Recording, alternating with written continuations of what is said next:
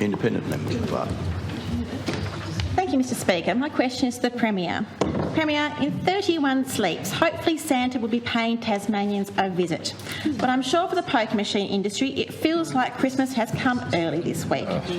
As has been said many times in this place, we have non-existent donation disclosure laws in Tasmania, and even with the weak federal laws, Tasmanians will have to wait till after Christmas before they will know how much the gambling industry has donated to the Tasmanian Liberal Party in the most recent financial year. Premier, will you tell Tasmanians today how much during the last financial year the gambling industry donated in cash and in kind to the Liberal Party?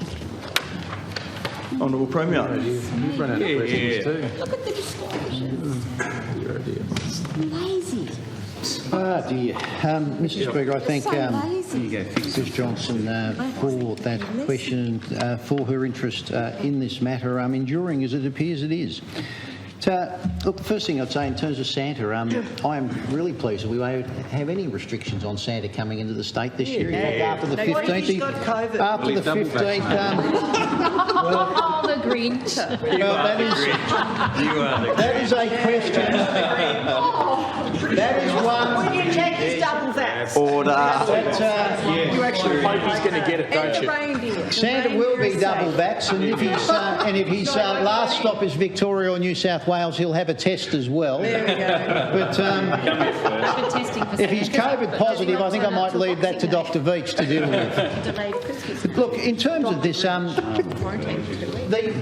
the simple answer to that question is that we follow the law, and we follow the law, and those disclosures are a matter for the AEC, and importantly, in terms of donations, regardless of the time frame or what else occurs in those matters, it's at arm's length from me. It's a matter for the party. But I'd make this point, and it's one that you just seem to skip past, and others do in this place as well. The most recent advice that we have, the social and economic impact study that was done, indicates that Tasmanians are gambling less. There are less Tasmanians gambling, and the number of problem gamblers has fallen.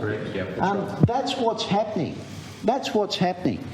And in terms of this debate, and I know that you've done your very best to raise matters over recent weeks and months in terms of it.